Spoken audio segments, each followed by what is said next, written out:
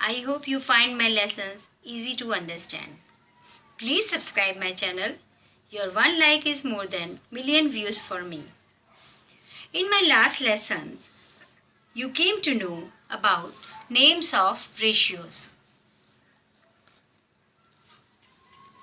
Sin theta, cos theta, tan theta, cosecant theta, secant theta and cotangent theta. I told you an easy way to make values table for ratio angles like 0 degree, 30 degree, 45 degree, 60 degree, 90 degree. That means 0, 30, 30 के बाद 15 plus करेंगे 45 degree, 60 degree, 90 degree. Here I will start some more tricks to learn trigonometry. एक बच्चा जिसका नाम सुंदर है perfect है. एक स्टूडेंट जिसका नाम चंदर है बेस्ट है. तुम भी परफेक्ट बनो. क्या समझे आप इससे? फिर से मैं पढ़ती हूँ. सुंदर जो परफेक्ट है, चंदर जो बेस्ट है और तुम परफेक्ट बनो.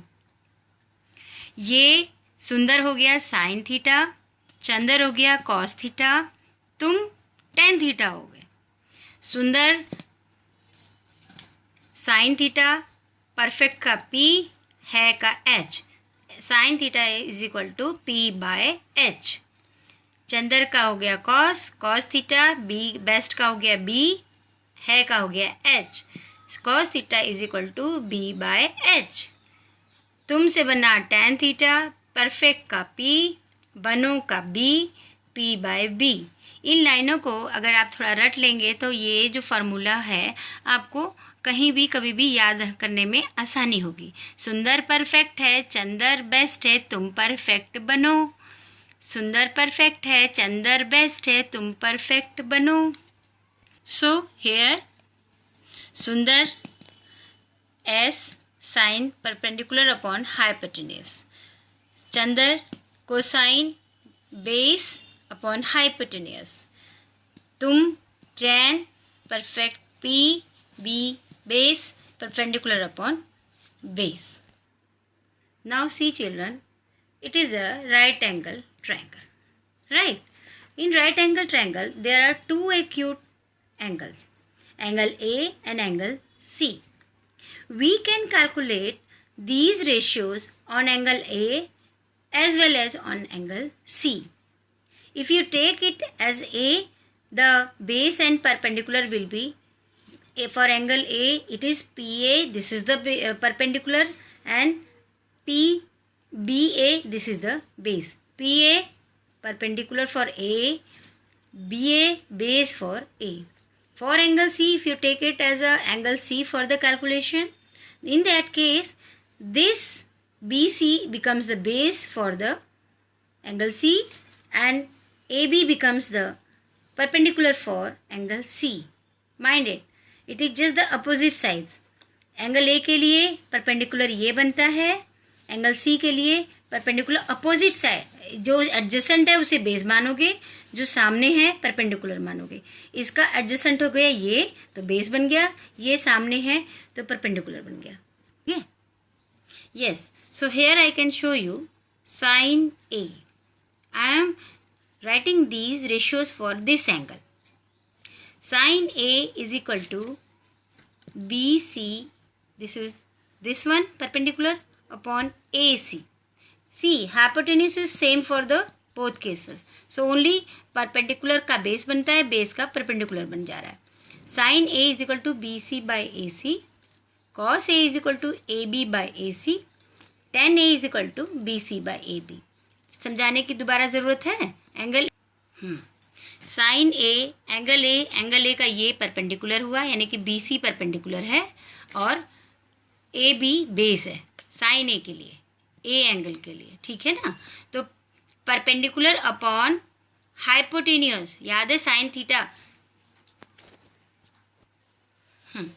Sine theta was perpendicular upon hypotenuse. So this is perpendicular and this is hypotenuse. So perpendicular BC upon AC. Correct? अब cos थीटा क्या था, base upon hypotenuse. This is the base, this is the hypotenuse. Base is AB, hypotenuse is AC. Right. Now tan A यानी कि tan theta था perpendicular upon base. Perpendicular था हमारा BC और base हो गया था AB.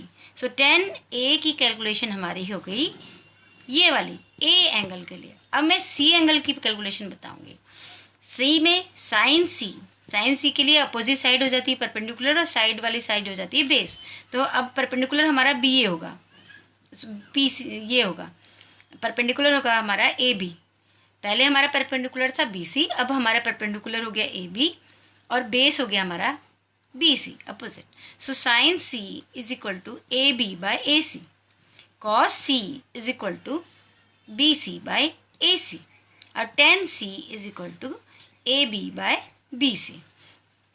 चिल्ड्रन, एक्चुअली अगर आप ये देखें तो ये एक तरह से कॉम्प्लीमेंट्री एंगल्स के रेशियो निकली है. अगर हम A का कॉम्प्लीमेंट्री C मान रहे हैं, होगा ही नेचुरली. कॉम्प्लीमेंट्री एंगल क्या होता है कि जब एक एंगल आपको गिवन हो, दूसरा निकालना हो तो 90 में से माइनस करते हैं, उसे कॉम्प्लीमेंट्री एंगल कहते हैं. या टू एंगल्स का सम 90 डिग्री हो तो वो आपस में कॉम्प्लीमेंट्री एंगल कहलाते हैं. प्रीवियस लेसन क्लासेस में आपको पढ़ा होगा आपने.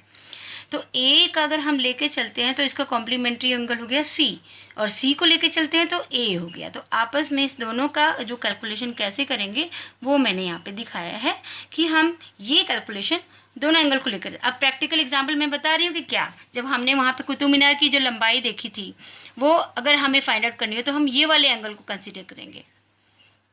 ठीक है. और जब हम रिवर की हाइट फाइंड आउट करने वाले हैं तो हम इस वाले एंगल को कंसिडर करेंगे. इसलिए हमें दोनों चीज़ों की जानकारी होनी चाहिए. Angle of elevation, angle of deviation, ये आगे आप वर्ड यूज़ करोगे. Angle of elevation, angle of deviation. So इसीलिए दोनों की जानकारी होनी ज़रूरी है. So children, I am ending this lesson here only. I hope कि आपको ये लेसन पसंद आया है. अगर लेसन पसंद आया है तो प्लीज़ लाइक करिए मेरे चैनल को और सब्सक्राइब करिए. आने वाले टॉपिक भी जल्दी ही मैं वीडियो में डालूँगी.